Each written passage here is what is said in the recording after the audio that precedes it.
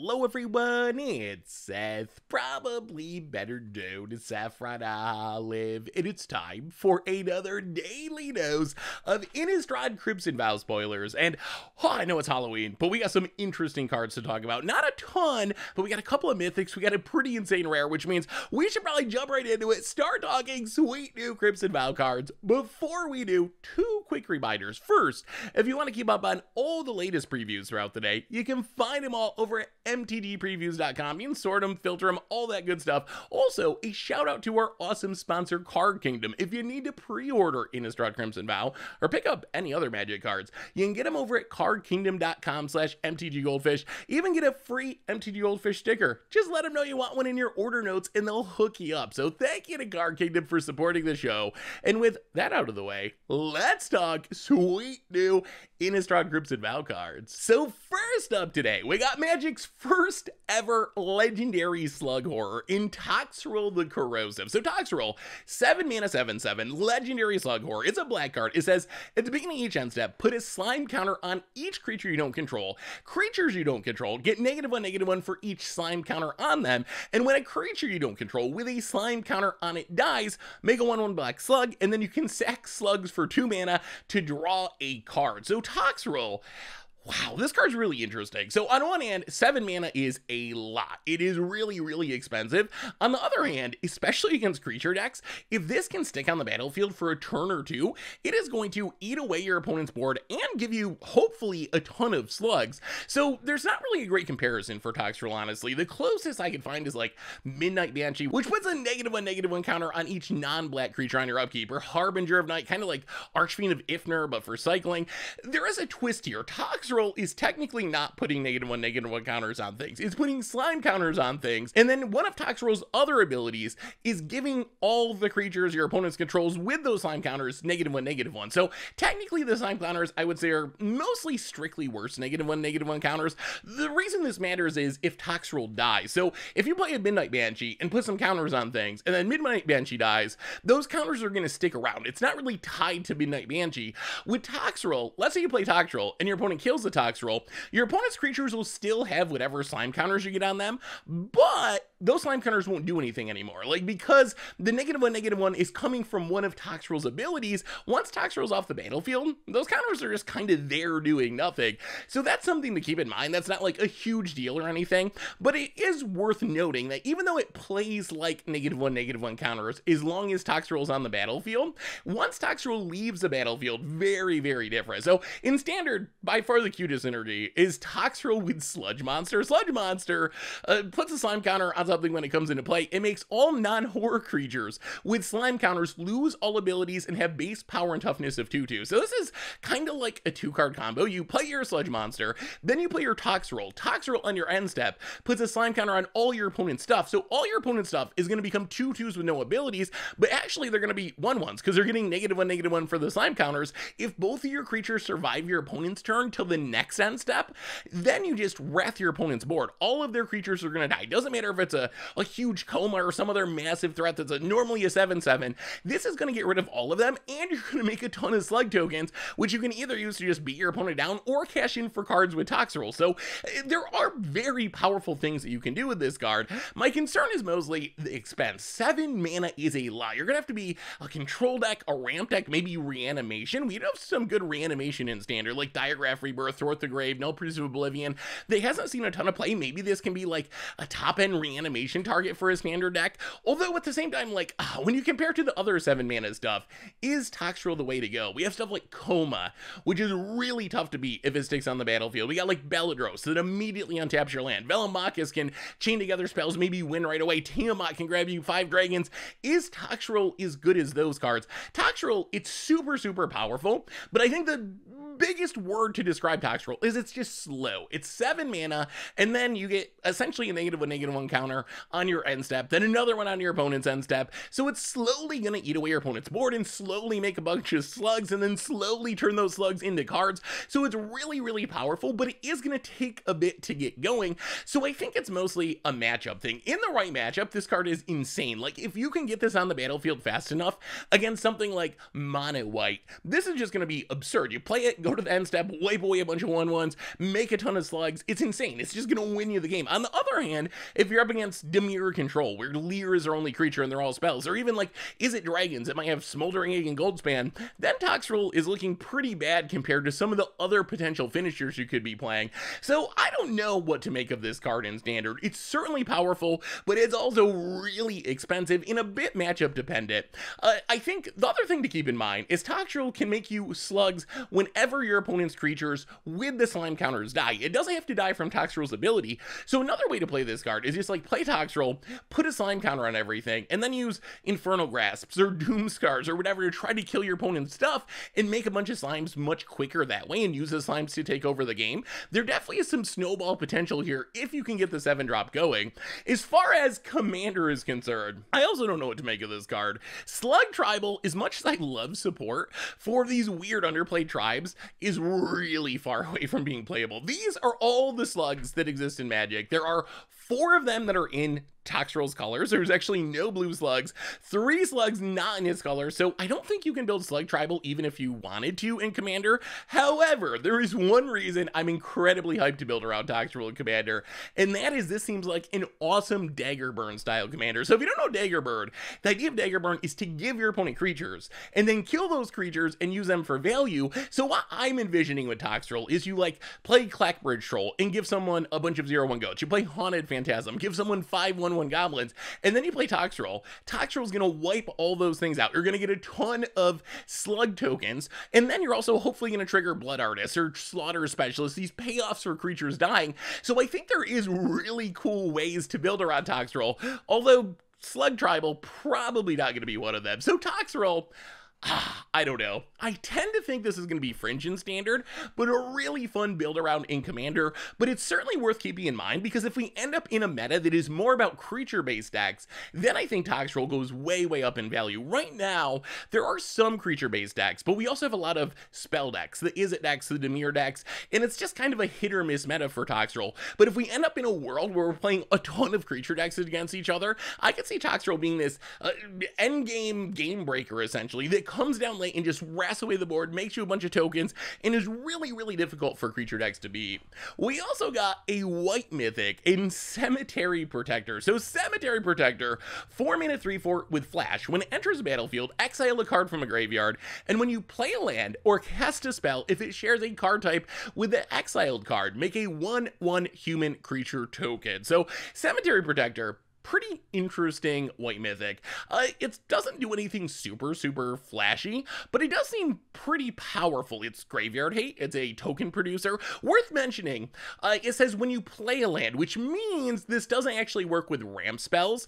It only counts the land that you essentially play for your turn. So if you play like a Rampant Growth and get an extra land, you're not going to get a token even if you have one exiled with Cemetery Protector, or if you crack a fetch land. Like playing the fetch land will get you the token if you have a land exiled with Cemetery Protector, but cracking the fetch and getting another land, you're just fetching out a land and it's coming into play. You're not actually playing it, so you're not going to get 2 tokens off a fetch or a Rampant Growth or whatever.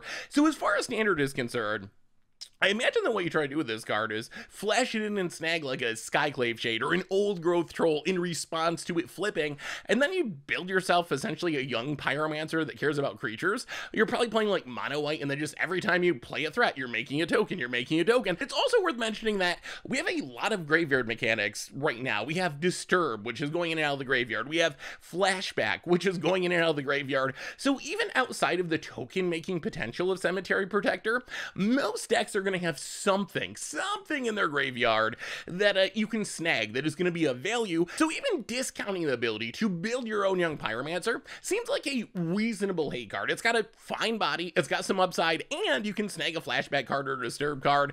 I would imagine this is maybe something that like mono white would play, and one of the upsides of this is it hits any graveyard. So worst case, maybe you're more interested in making a bunch of tokens and your opponent doesn't have good things in their graveyard to snag and use this as a hate card. You can always snag your own random dead creature, a Battlefield Raptor, and then every time you play your Luminarch Aspirant or Adeline or whatever, you're getting a kicker of a 1/1 human, which could be relevant. We do have some human payoffs. We got Catilda, we got Sigarda, who knows what else we'll get in Innistrad. So if human tribal is a thing, I think this goes up even more in value.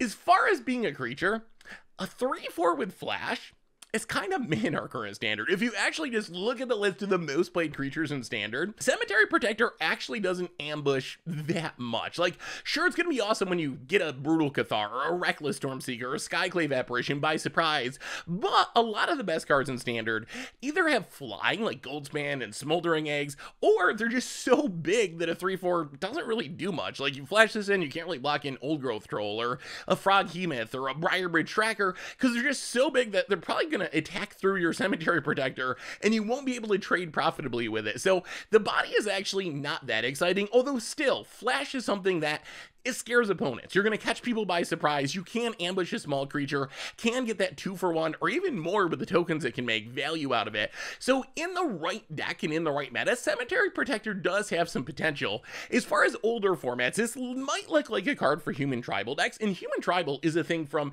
historic all the way back to modern. However, 4 mana is tough. 4 mana is really, really tough for humans. In modern, Ether Vial is kind of the big payoff for humans, and you really want to get to like 3 maybe with your Vial and just be putting 3 drops into play. You don't really want to take up to 4. So 4 is a tough spot there. And in formats like Historic or Pioneer, human decks are built around Collected Company. So the cost of playing a 4 mana creature that can't get hit by Coco is actually surprisingly high. So even though snagging something out of the graveyard is really relevant in older formats, there's so many graveyard stuff, Snapcasters and Faithless Lootings, Arclight Phoenix, there's so many graveyard synergies.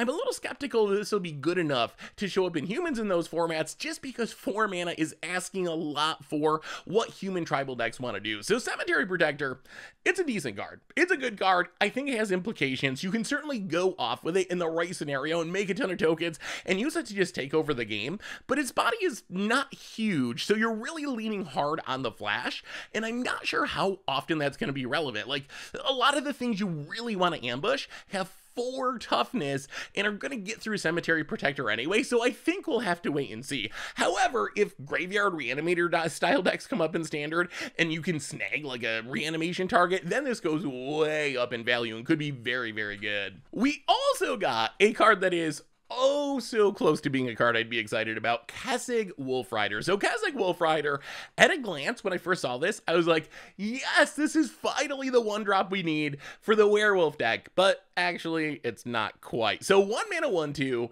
Menace, pay 3 tap it, exile 3 cards from your graveyard, create a 3/2 wolf creature token. The problem is, even though that huge wolf is in the artwork, this is technically not a wolf. This is a human knight, which makes it really awkward in Wolf Tribal. One of the biggest downsides of werewolves and wolves in standard right now is our 1-drop slot kinda sucks. Like, that is the biggest weakness of the deck. It's got good 2 drops, 3 drops, 4 drops, 5 drops, 6 drops, but the 1-drop slot, which is really important to aggro decks, is weak. The only wolves or werewolves we have in the 1-drop slot are Snarling Wolf, which, meh, I mean, it's sort of passable-ish, but not very good. Fearless Pup, even worse than Snarling Wolf. So there's just not good options. I was hoping that Wizards would give werewolves a good 1-drop with this set. That's one of the things I wanted out of Crimson Vow. And Kessig Wolf Run, if its creature type was changed to wolf or werewolf, would be exactly what it wanted. It would be a okay, fine, on-curve-ish 1-drop in the early game that also gives you wolf value in the late game. But as it is, I think this card is kind of close to unplayable. If it's got any shot, maybe it can be just a mono red 1-drop, although there I feel like mono red's probably going to want to be aggressive and lean on Akum Hellkites or Falconwrath Pit Fighter, things that can attack for 2 right away. Kessig Wolfrider does offer some nice late game value, but how are you going to win the late game against Alred's Epiphany? You're not. Like, if you're playing an aggro deck, your goal is to get your opponent to dead super, super quickly, not to try to outvalue the Alred's Epiphany turn cycle with 3/2 wolves on turn 7. So I feel like this card is probably going to just not really see any play, and all it needed to do was have its creature type change to wolf or werewolf, and I'd be super hyped about it. That said, like, it does kind of look like a Grim Lavamancer that makes wolf tokens rather than deals damage, and it is a powerful card when the game goes long. Like, a 1-drop that is still relevant on turn 6, turn 7, by making a steady stream of tokens, that is powerful. We're just not in a meta where that's good. Like we were talking about before, in our current meta, your aggro deck's got to be really, really aggro to get in under Epiphany, and Kessig Wolf Run one is not really aggro. It's a nice value 1-drop for the late game, but it's not going to just help you kill your opponent like a Savannah Lions would as quickly as possible. So guys like Wolf Rider, so close to being sweet. As it is, it's a cool design. I just really wish it was a wolf or a werewolf. We also got a pretty insane green 4-drop in Uvenwald Oddity / Uvenwald Behemoth, and this card is pretty strong. The front half, 4 mana 4/4, trample haste. You can pay 7 to transform it into Uvenwald Behemoth, which is an 8/8 with trample and haste that gives your other creatures +1/+1 and trample and haste. So the front half of this card kind of compares to Questing Beast. I don't think it's quite as strong as Questing Beast was. Questing Beast just has so much text on it, but the combination of being hasty and evasive is a really powerful effect for an aggro mid-range deck. Could also compare it to like a cheaper Froghemoth, with the downside being it doesn't grow for free like Froghemoth can, but the upside that if you flip it around, it is even more insane. Speaking of flipping it around, if you ever actually flip this, it is kind of ridiculous. You're almost getting a Chroma's Memorial, like a watered down Chroma's Memorial, or a Kenrith red mana activation. The ability to give all of your stuff trample and haste and +1/+1 for a bonus is kind of insane. Like, if this sticks on the battlefield for a turn or two, you should just smash your opponent to death really easily. The only concern for this card is, can it compete with the other green 4-drops in the format? And I think with one possible exception, the answer is yes. If you look at the good green 4-drops, you got Azeka's Chariot. That's like far and away number one. You got Toski that shows up in certain decks. You got Gnarled Professor, which shows up on rare occasions. But really, I think Azeka's Chariot's probably maybe better, at least in some decks or most decks. But after Azeka's Chariot, I think this is the next best option for the slot. You get this powerful threat up front for an aggressive deck, and then you have the upside, this mana sink for the late game, which turns into a pretty unbeatable threat if it actually works. Of course, you can get blown out, paying 7, and your opponent killing it in response is going to be pretty painful, but really, you don't have to flip it. Like, the front half is on curve enough and strong enough that even if you never flip it around, it's a good card. It comes down potentially on turn 3 with the help of a Mana Dork, which is a really scary start. Like, turn 2, play your Floral Hedron or Sculptor of Winter. Turn 3, play this, smash your opponent for 4. That's going to be enough to win a lot of games. The main reason I'm worried about this beating out Azeka's Chariot is mostly just the synergy with Ren and 7. I think if you're playing some sort of aggro deck or some sort of a very aggressive mid-range deck, Uvenwald Oddity actually might just be more powerful than Azeka's Chariot, discounting the shenanigans with Red and 7. The synergy with Red and 7 to make the huge token is just so powerful that I think decks that are built around the Azeka Chariot Ren combo are probably going to stick with that, but there are some decks that don't even play that. We see these like 3-color mid-range piles or Gruul mid-range piles that are just like playing good stuff and attacking with good stuff, ramping a little bit with like Prosperous Innkeeper or whatever. Uvenwald Oddity probably better than Chariot there. Like, a curve of Reckless Stormseeker into Oddity into Goldspan Dragon seems insane. Like, that's just so much hasty damage, smashing you and smashing you and smashing you. So I think that there are going to be decks where Uvenwald Oddity might actually just be better than Azeka's Chariot, as crazy as that sounds. So this is a card that you play it for the front half. You play it because the front half's good, and then you get this bonus mana sink of this insane back half that a lot of games you probably will never pay 7 mana and never try to flip it, but there will be times when you're like, opponent's tapped out, I got nothing better to do, my hand's empty, might as well turn this into an absurd 8/8. So I think Uvenwald Hydra is a card to keep an eye out for. This is a card that's going to see play in Standard. Only concern is, our deck's just going to be dominated by Ren and by Azeka's Chariot. If not, I think Uvenwald Oddity is the next best thing up in that slot, and in some decks, it might even just be better than Azeka's Chariot. In the world of lower rarity cards, we got a few interesting uncommons to be excited about, with one of my favorites being Undead Steward. So Undead Steward, 2 mana 1/2 zombie. When it enters the battlefield, mill 3. When it dies, you can exile it. If you do, you can return a creature card from your graveyard to your hand. So our current standard, it's got a lot of graveyard synergies, but we don't really have a lot of good early game creatures to fill the graveyard. We don't have a Stitcher Supplier. We don't have a Satyr Wayfinder. And while Undead Steward is, I don't think, quite as good as these cards, it mills less and it returns a card to your hand and generates that card advantage a little bit slower. I think it's still close enough that this can get the job done. If you're trying to Old Stick Fingers or Diagraph Rebirth or Gold Caller's Harvest, I think this is going to be a staple 1-drop essentially. Like, this is good enough, comes down, fills your graveyard, graveyard, supports your synergies, chump blocks, eventually gets back your old stick fingers or whatever big threat you're looking for. I feel like a lot of graveyard decks are going to take advantage of this because it is one of the best options we have in Standard for filling your graveyard early. Also worth mentioning that its zombie creature type seems pretty relevant. In zombies, we got Even Deaths, we got Narfies, we got Ludvigs that want things in the graveyard. We also have exploit creatures, so you can Undead Steward, hopefully mill over some Narfies or Even Deaths or whatever, and then you can exploit with Overcharged Amalgam or something else to not only get the exploit trigger from your exploit card, but also have Undead Steward die, and then get back whatever you want from your graveyard. So there's a lot of synergies here, and even though it's only a 1/2, and it's only an uncommon, I feel like the number of synergies that this card supports is going to be really, really huge in Standard, so I'm definitely excited for this. I love me some Satyr Wayfinder action, and this is about as close as we can get in Standard, plus you even get a relevant creature type for a bonus. We also got Rending Flames, 3 mana instant, 5 damage to a creature or planeswalker. If it was a spirit, it also deals 2 damage to its controller. Rending Flames is a card that I want to mention because you should keep it in mind for the future. Right now, Red has a lot of removal spells that deal 4 damage to things like Thundering Rebuke, like Demon Bolt, and I looked through all the most played creatures in Standard, and I couldn't really find many instances where the difference between 4 damage and 5 damage mattered. There's not a bunch of like 5 toughness creatures running around, so I think for now, I would just play Demon Bolt, I would just play Thundering Rebuke, but if we end up with a dominant 5 toughness creature at some point in the next, 9 months of Standard before we get to our next rotation, then Rending Flame could all of a sudden be in the conversation. 3 mana for 5 damage at instant speed, that is a rate that is playable if there are 5 toughness threats to answer. So for now, probably not much to do with this. I think it's just worse than Demon Bolt, but in the future, keep an eye on this one, because if you really got to kill an X5, Rending Flame is going to get the job done, unlike the other red removal in Standard. We also have Vile Spawn Spider, which I don't know how good this card is, but I love the callback here. So a Simic 2-drop Spider, you get a 2/3 with reach. At the beginning of upkeep, you mill a card, and then you can pay for, sack it, and make a 1/1 insect creature token for each creature card in your graveyard, activate it only as a sorcery.